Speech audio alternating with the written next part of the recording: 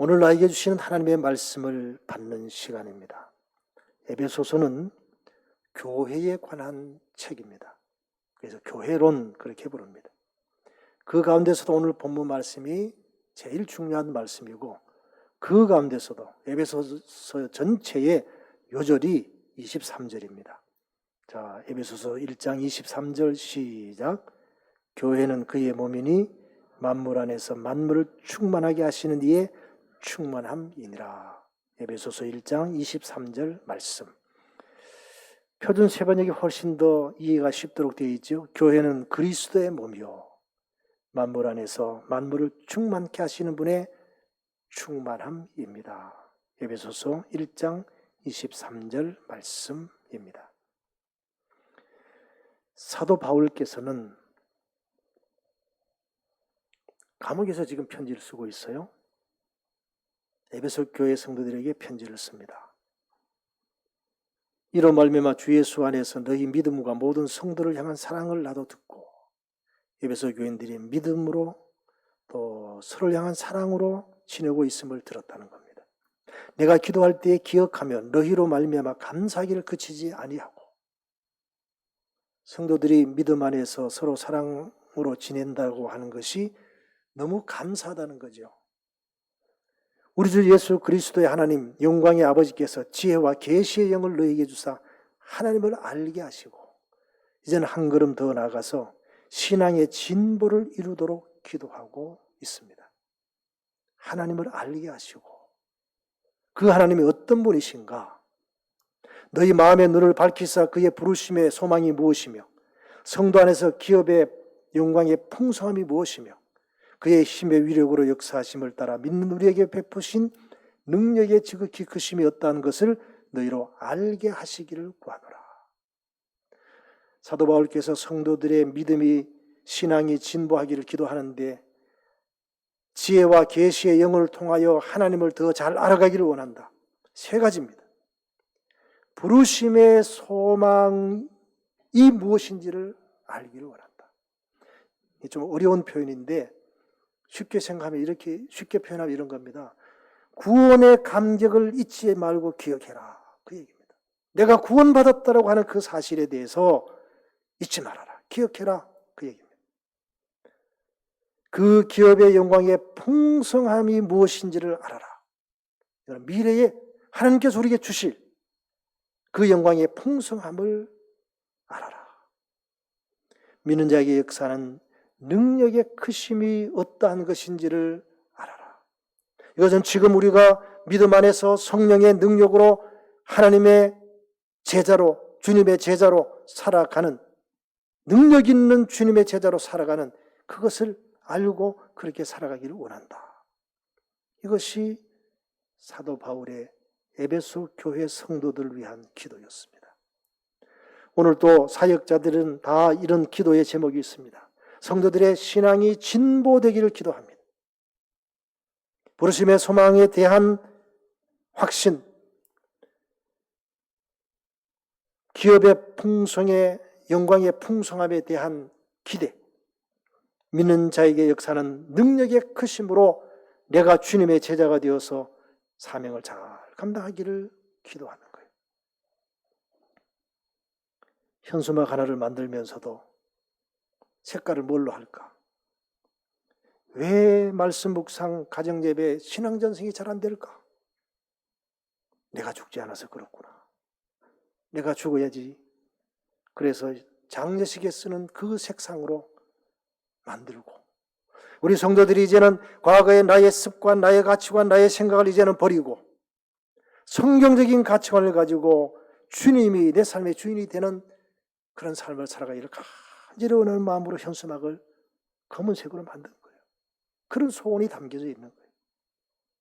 아마 어느 교회, 어느 목사님 예외 없이 다 그런 소원들이 있을 겁니다.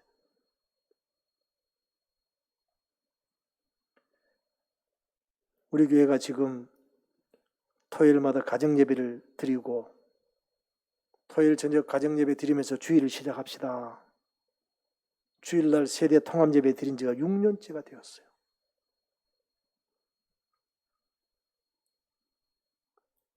저도 토요일 저녁마다 뭐 적어도 3시간, 많을 때는 뭐 그 이상도 시간을 내야 되니까 처음에는 부담이 됐는데 이제는 시간을 정리했습니다, 제가.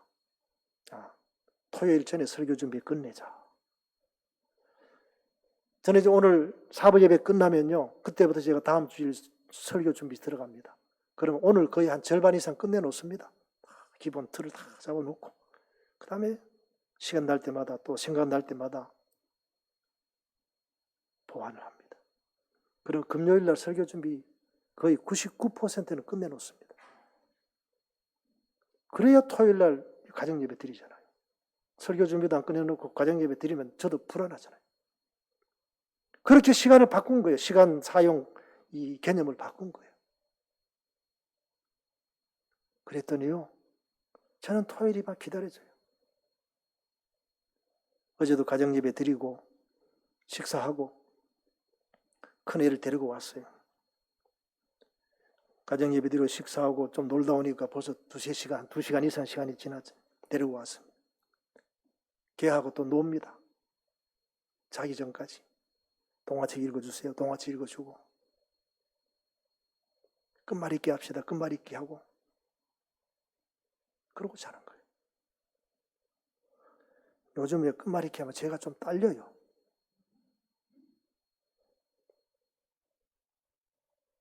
근데 해보니까 너무 좋은 거예요. 이 천국이 따로 없구나. 이게 천국이구나. 너무 좋은 거예요. 그래서 제가 이렇게 합시다. 그렇게 얘기하는 거예요.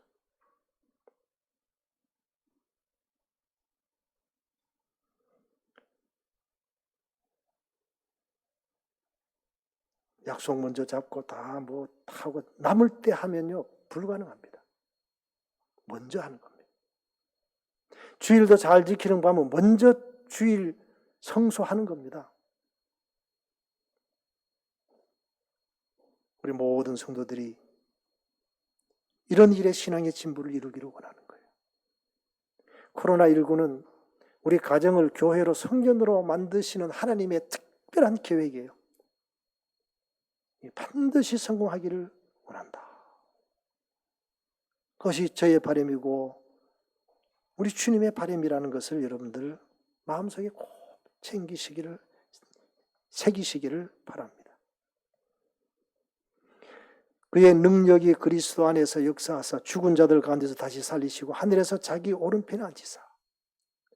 우리가 이런 일을 하기 위해서 예수 그리스도를 보내시고 그분이 죽으셨는데 죄의 값으로 죽으셨는데 부활시키시고 승천하셔서 주님의 우리 하나님 오른편에 앉아 계시고 모든 통치와 권세와 능력과 주권과 이 세상뿐 아니라 오는 세상에 일컫는 모든 이름 위에 뛰어나게 하시고 주님이 왕이 되시게 하셨다. 그런 뜻입니다. 오늘 우리 찬송을 불렀죠. 멸류관 벗어 주께 드리고 그동안은 내가 주인이었습니다. 그래서 세상의 모든 종교는 그렇습니다. 자기가 주인이고요. 자기 소원을 이루기 위해서 자기보다 좀 힘이 있는 신에게 도움을 청하는 거예요. 그게 세상의 종교입니다. 그러나 우리 기독교는, 우리 그리스도교는 그게 아닙니다. 내가 죽고 주님이 내 삶의 주인이 되어서 나를 통해서 주님의 뜻을 이루는 거예요. 그것이 가장 이상적인 삶이고 그것이 창조 원형을 회복하는 겁니다. 그것이 우리가 살아가는 가장 행복한 길이기 때문에 하나님께서는 그걸 요구하시는 거예요. 우리를 창조하실 때의 그 본래의 목적을 회복시키는 겁니다. 그것보다 더 중요한 일이 없기 때문에 그렇습니다. 그 비결이 주님을 우리의 왕으로 모시는 거예요. 내가 주인이었던 그 삶에서 나의 멸류관을 벗어지는 주님께 드리고 주님이 내 삶의 주인이 되어 주십시오. 그런 결단입니다. 이것을 우리는 세례라고 그렇게 표현하죠. 세례. 내가 죽고 주님이 내 삶의 주인이 되는 것. 또 만물을 그의 발 아래 복종하게 하시고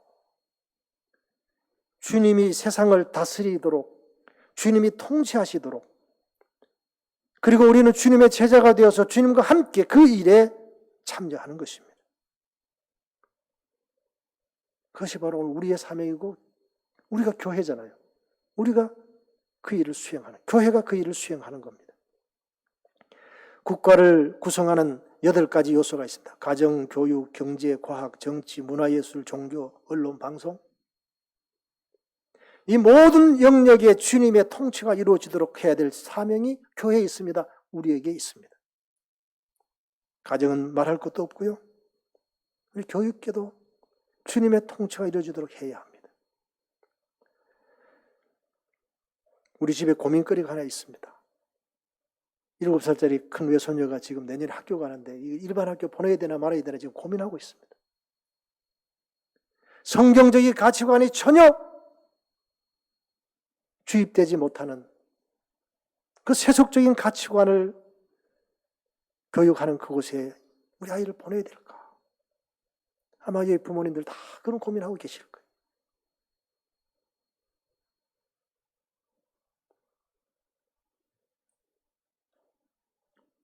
요즘 우리나라에 제일 큰 관심사 가운데 하나가 부동산 정책이죠.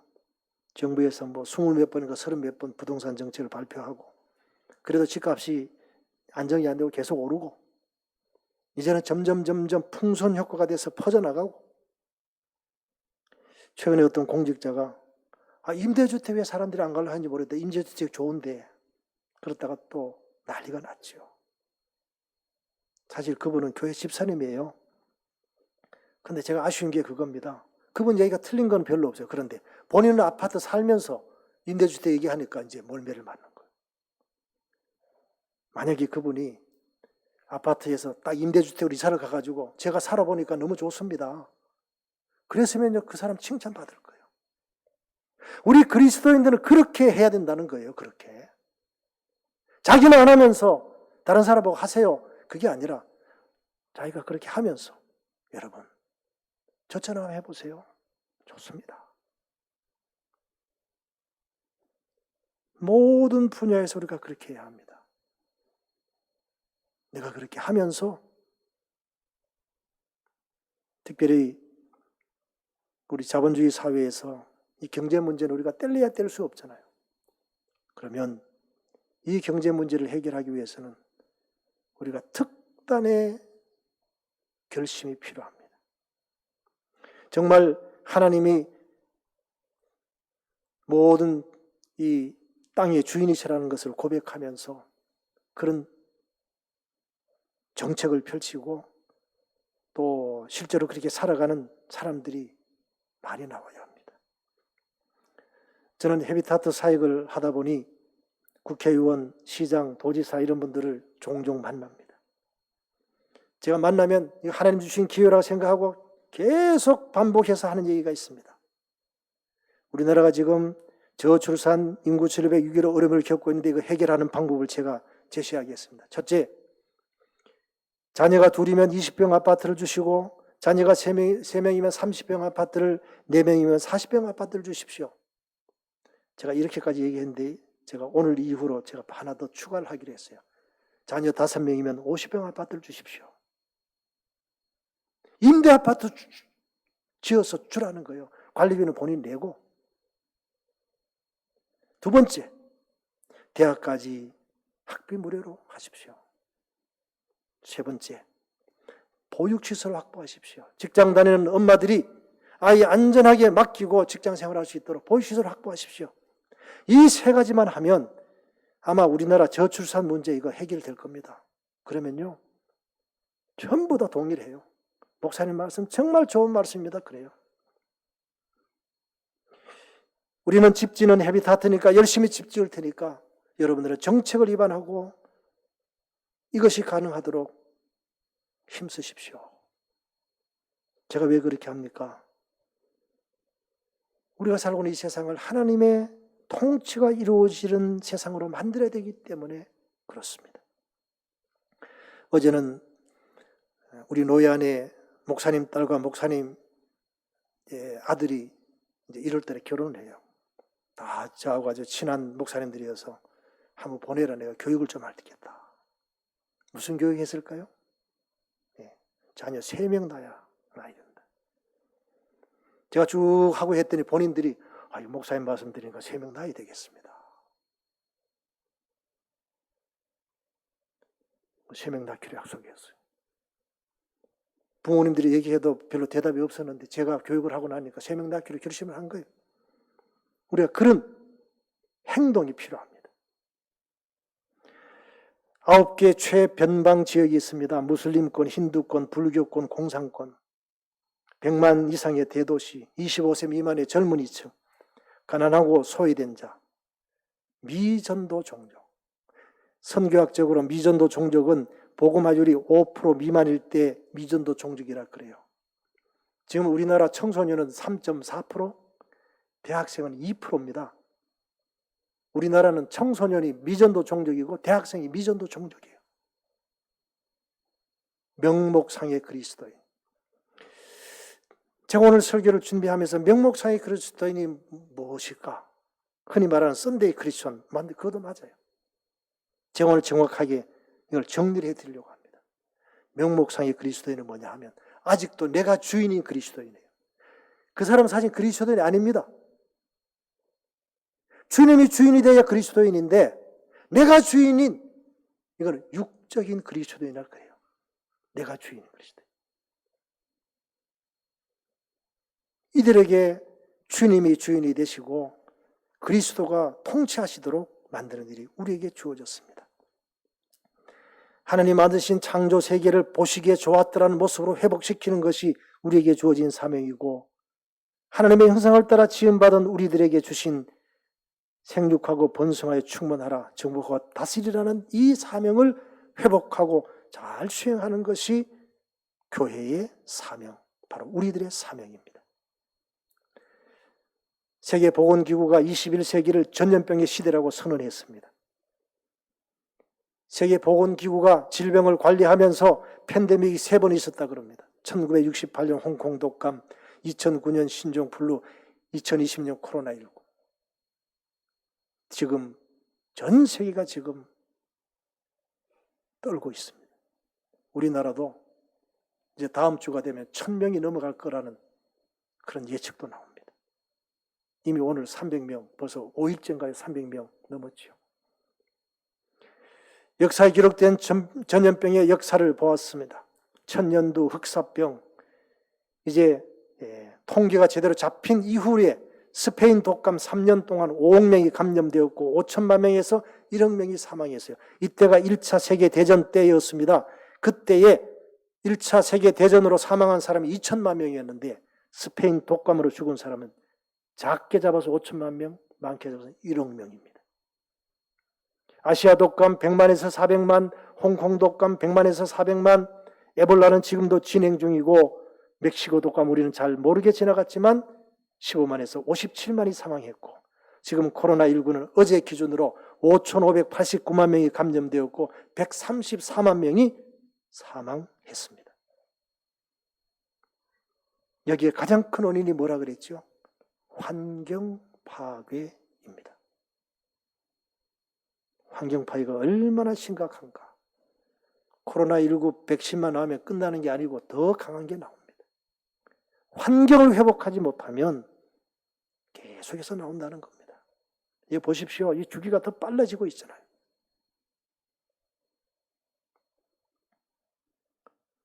북극의 빙하가 이제 많이 녹았습니다.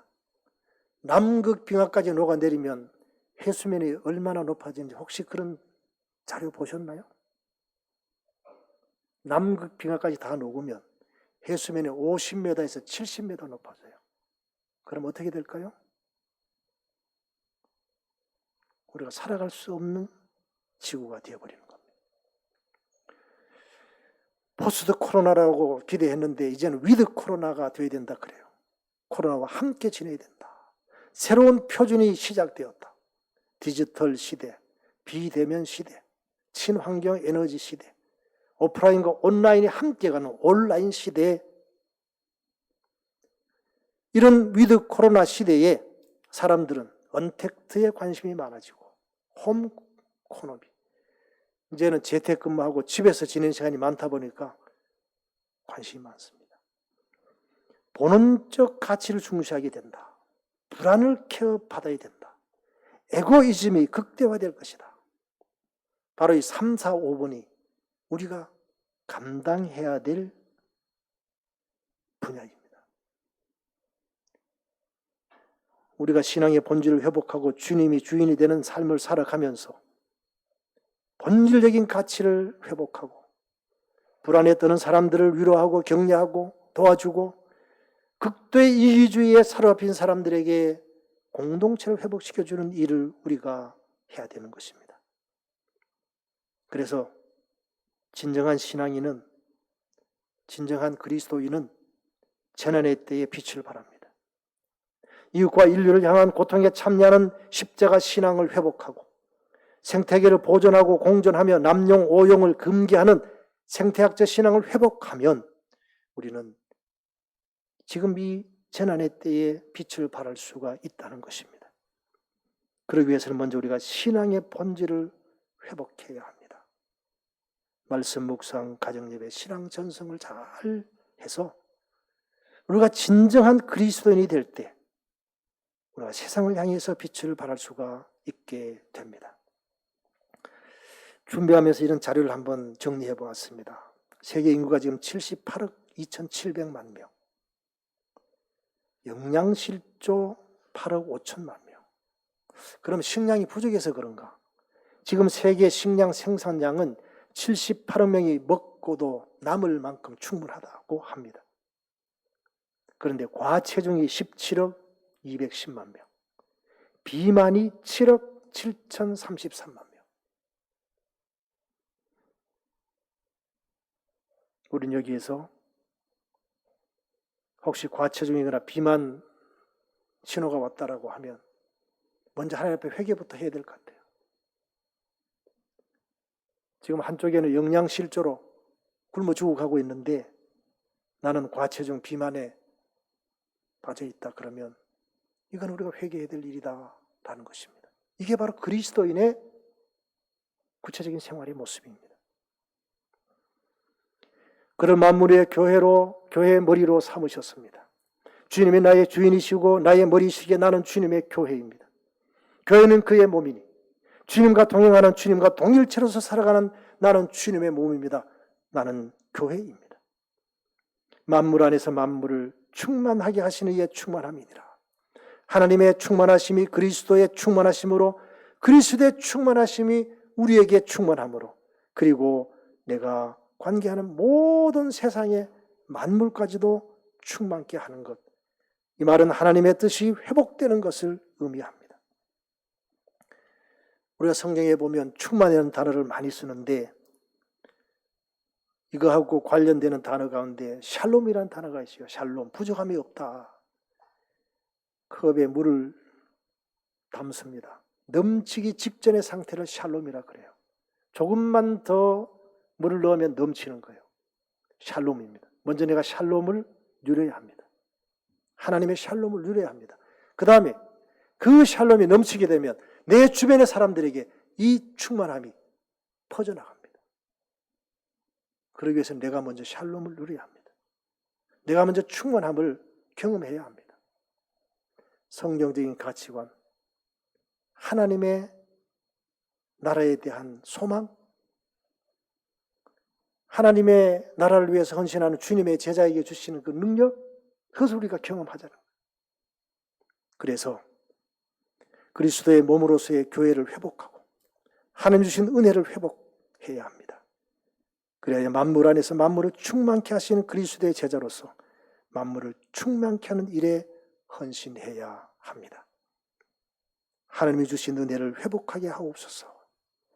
만물을 충만케 하는 일에 헌신하게 하옵소서. 기도하겠습니다. 하나님 감사합니다. 주님을 왕으로 주인으로 모시고 참된 그리스도인이 되어 교회가 되어 이제는 우리 주님의 충만하심을 내가 누리고 이 충만함을 이제는 넘치도록 우리 가정, 교회, 직장, 학원, 세상에 나누어 주는 귀한 교회 사명 충성되이 감당하도록 은혜를 베풀어 주옵소서. 예수님의 이름으로 간절히 축복하며 기도하옵나이다. 아멘.